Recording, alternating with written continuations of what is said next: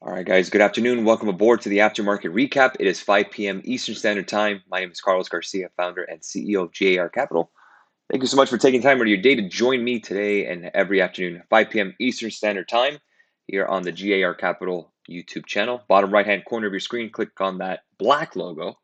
Turn on notifications, subscribe to our channel. Make sure to hit that like button if you like these videos. Thanks again for joining me. Let's go ahead and get to work. Dow closed down 0.46% off its lows today. NASDAQ ended the day green. So remember yesterday we had a bad CPI number, bad PPI number. CPI number we got to flat. NASDAQ ended green. So are we running out of bad news is the question now. S&P 500 did bounce right near that 3,800 level on ES. 3790 down 0.30%. VIX ended the day down 1.57%, 2640. Equal weight S&P down 0.79, 133.32. Let me see here. Give me a second. Okay, we did trade SPY today. The team hit SPY calls, and we got Qualcomm. So well done, team, today. Nice bounce on the morning, looking like crap. Small caps did bounce back off the lows, but underperformed the peers, obviously because of financials and energy exposure.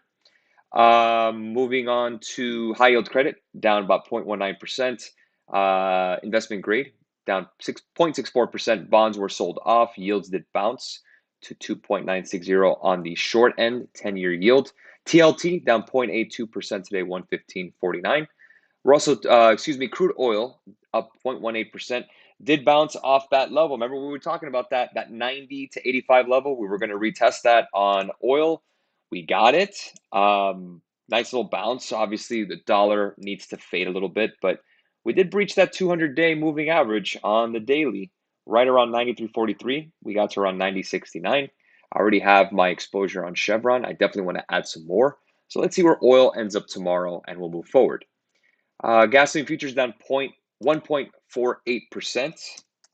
Gasoline still looking pretty bad, but going to be good for everyone at the pump. So at least some of that. $3.18 is the price. $2.92 is your 200-day. Crude oil already took it. Let's see if we get there. Gold futures took a hit today with King Dollar. Let me get the gold futures on the daily. You can see hitting support. We're getting close to support on the weekly, which is right around 1672 in terms of the wick, and the 200-day moving average is 1656. So you can tell we're starting to get close or start hitting major moving averages in terms of commodities because these are dollar-denominated commodities. Let's go and take a look at silver. Silver was down today. That sliced the 200-day on the 200-day moving average on the weekly, and you could see $18.33. Take a look at Bitcoin. Did bounce today. Kind of gave us a hint on where the market was moving, especially with NASDAQ. We do know that NASDAQ and Bitcoin do tend to run together. Up 5.28% on the future side, above 20,000. Ethereum up 11% at 1,193. I did buy some more SPY-G. I do that every Thursday. We did trade Qualcomm. We did trade SPY. And I had to salvage Apple today. We had calls, but again, with the premiums, we just salvaged for at least smaller loss than where we were this morning. This morning was pretty bad. Also in the news today, Pinterest. Elliott Management takes a stake in Pinterest. So look at that. Big pop to 24. Now we're settling at 2074. Let's see where we're at on the daily with that number. 2074 puts us right above the 200-day. You could see has been absolutely cascading down with most of the high beta growth names. We do have a gap to fill to the upside to 70. Does that mean we're going to get there tomorrow? No. But again, if hedge funds are starting to put their money to work on these names, I haven't seen much of the 13Fs yet. Again, we want to pay attention to not what people say, but what people do. So again, very important to look at. If Elliott Management is taking a 9% stake in Pins, they obviously see some value in these names, especially when there's beaten down numbers. Expect most of these social media names. Let's go and take a look at Meta today. Nothing going on. Let's take a look at Snap aftermarket. Little bit of a pop, but nothing crazy. Let's take a look at Google, which is in that same circle. We do have the stock split tomorrow on Google. So really Pins, Snap, Twitter was up today, was up earlier today, now down 1.25% on that lawsuit against Elon Musk. But again, Pinterest is something to see. Let's see if we get some kind of update in terms of analysts. Let's see if we get updated analysts with JPM. They reported today, this morning, and it did bounce off the lowest levels around 106. 105.54 is the gap fill. Let's see if we're actually going to get there. Let's get to that 3-week. Did we fill that gap yet? No, we did not. So we still need a little more downside on JPM as we go forward. Morgan Stanley today, again, we talked about the numbers this morning, down about 0.39%, mitigated some losses as well. S&P futures, let's get to it. Taking a look at the 1-hour chart, we talked about this quintuple bottom. Remember we talked about support, how it's almost like a mattress. It can sink in and then bounce. We kind of got that today. This was kind of a test for the bears to short. It was a lot of, looks like short covering. We're just retesting the 50-day moving average. 3801 is that 38.2 fib. If we go ahead and bring up the weekly chart, and you can still see it. Let me take away these trend lines, and then you can see it perfectly. Again, still kind of hovering around that 38.2 Fibonacci level. Again, I still see that we're holding that support. We had 2 really bad reports back to back. Let's see what retail sales does tomorrow. We had some Fed governors talk that 75 basis points, one more 75 basis point hike this month and 75 basis points in September, we will achieve neutral rate.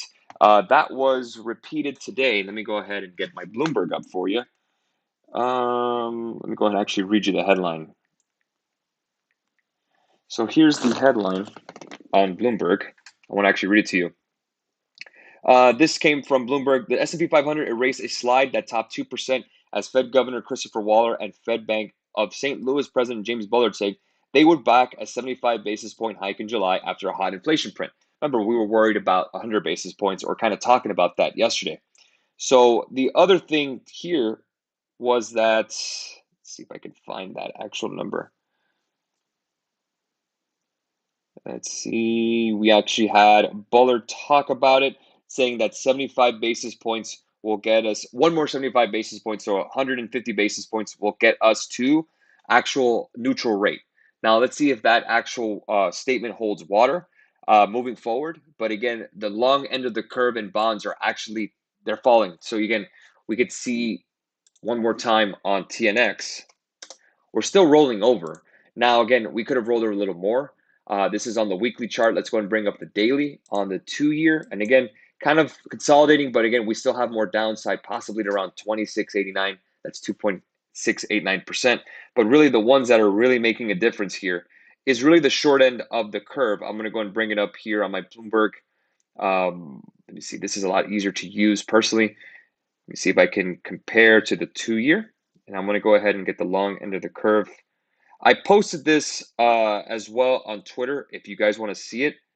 Let's see, US2. Let's see the US2 GG. That's USGG. It's US2 GG, and then you have US5 GG. So I want to get the exact quote for you guys for the other securities or the other bonds. I want to get the yields exactly right. Okay, so I have here on a 5-year trading at 3.0651%, a 2-year trading at 3.1321%. That's higher than the 5, and both of them are higher than the 10-year, which is trading at 2.9595. That's where we are currently. So the yield curve remains inverted. So again, nice to see the NASDAQ pop, of course. But we still have an inversion of the yield curve, and that's still recessionary signal every time that's happened. But we've hit it a couple of times. But again, it's important to have both sides of the equation. Let's answer the question here. Let's see. Javier is asking, hello, Carlos. Is KO considered a defensive stock? Should I consider it now? It is a defensive stock. I'm looking at Coca Cola. Let me go ahead and bring up my S&P 500 map, and I can get the forward PE basis on Coca Cola. So if you're investing in Coca Cola today, if I can find it, also here we go. You're paying 23 times PE. Now again, that's pretty stable. It's pretty close to Pepsi Cola.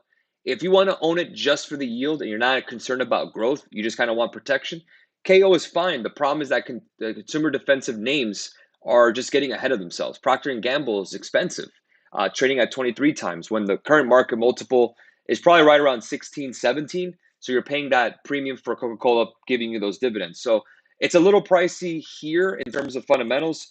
In terms of chart, let's go ahead and break it down on the daily, 2 year. Right near 60, still in that uptrend. Maybe $60 would be nice, depending on how many shares you buy. That $2 savings will make a difference. If we go ahead and bring up the weekly chart, again, pretty stable. Coca-Cola, PepsiCo, these are staples. Pretty stable as it gets. You're just playing the yield.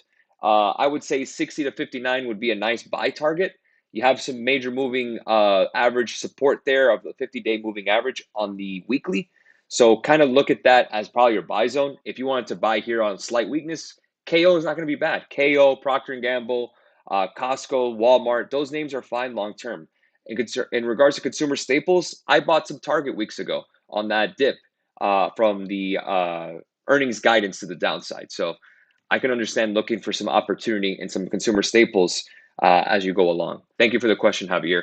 We'll go and leave it there, guys. Thank you so much for your time. Have a great rest of your afternoon. I will catch you guys tomorrow for the morning note. We have retail sales at 8:30 in the morning. I will see you at 9. Cheers.